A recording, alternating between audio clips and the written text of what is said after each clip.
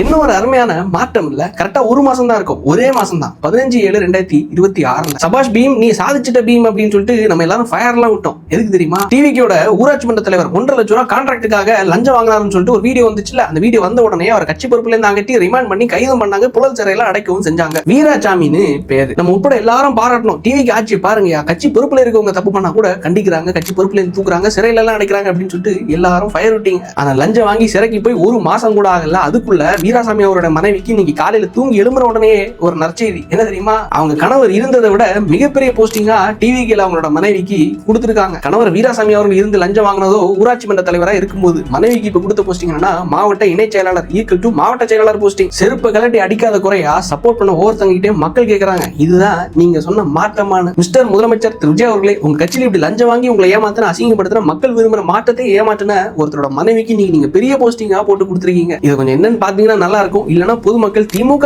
திமுக செய்யறதானே நீங்களே செய்றீங்க அப்படின்னு சொல்லிட்டு கழுவி ஊத்த ஆரம்பிச்சுவாங்க. சரி, இன்னொரு பக்கம் என்னன்னா, அரசியல் நிரந்தர எதிரியும் கிடையாது, நண்பனும் கிடையாது. சோ பிஜேபி கூட திமுக இணங்கி போறதுல எந்த தவறும் கிடையாது. சோ பிஜேபி கொண்டு வந்த டீலிமிட்டேஷன், அதாவது தொகுதி மறுசீரமைப்பை கண்மூடித்தனமா திமுக எதிர்க்கவும் போறது கிடையாது. டீலிமிட்டேஷன் கொண்டு வாங்க, ஆனா ப்ராப்பரா கொண்டு வாங்க அப்படின்னு சொல்லிட்டு திமுக முன்னாள் எம்பி கனிமொழி சோமு அவர்கள் பதிவு பண்ணியிருக்காப்ல. கரெக்டா ஒரு வருஷம் இருக்கும் இந்த டீலிமிட்டேஷன், இந்த தொகுதி மறுசீரமைப்பு என்ற இந்த பேப்பரை கிழிச்சு எரிச்சது யாரு தெரியுமா? வேற யாரும் கிடையாது, நம்ம திமுக உளுந்தம்பருப்புகள் தான், உடன்பருப்புகள் தான். ஆனா இப்ப என்ன தெரியுமா? குத்துங்க, ஆனா கொஞ்சம் மெதுவா குத்துங்க அப்படின்னு சொல்லிட்டு திமுகவுக்கும் பிஜேபிக்கான அந்த நட்புறவை, அந்த கள்ள தொடர்பை வெளிப்படையா உடைச்சிட்டாங்க. இன்னொரு பக்கம் என்ன தெரியுமா? தமிழ்நாட்டுல எந்த திசை நோக்கி போய் அரசியல் பண்ணணும்னு தெரியாம ஒரு பக்கம் திமுக, இன்னொரு பக்கம் திமுக தந்தை கட்சியான பிஜேபி என்ன ஒண்ணு தெரியுமா? கண்டென்ட்டுக்காக அலைகிறாங்க. அப்படி அலைஞ்சு கையில சிக்கினதான் நம்ம கீர்த்தனா மேம் அவர்களுடைய 4 மாசத்துக்கு முன்னாடி உள்ள பழைய டிபேட் வீடியோ. அப்படி சிக்கின பழைய வீடியோ வச்சு நம்ம பினான்ஸ் மினிஸ்டர் மரியவெல்சன் அவர்கள் அண்ணன் சீர் குறித்தும் தாய்மாமன் சீர் குறித்தும் இப்ப 2 நாட்களுக்கு முன்னாடி சட்டசபையில பேசின வீடியோவையும் கட்டு காப்பி பேஸ்ட போட்டு ஒட்டி கண்டென்ட் போட்டுட்டு இருக்காங்க. கண்டென்ட் வேணுமா? இது இந்த போஸ்டிங் பத்தி பேசுங்க. லஞ்சம் வாங்குறவன் லஞ்சம் வாங்கிட்டு தான் இருப்பான், கை சும்மாவே இருக்காது. அதை விட்டுட்டு உருவகேலி செய்யறது. ஏன் முதலமைச்சர் சட்டசபையில 3 மணி நேரம் கோட்டை மாட்டிட்டு இப்படியே உட்கார்ந்து இருக்காரு அப்படின்னு சொல்லிட்டு கேலி பண்றது. இந்த உருவகேலி பண்ற திமுக மட்டும் அவங்களோட தோழமை கட்சி மாதிரி நாங்க இல்ல, நாங்க கிடையாது. அதே தாண்டி பிஜேபி மாதிரியே நாங்க கிடையாது, நாங்க இல்ல, இப்படி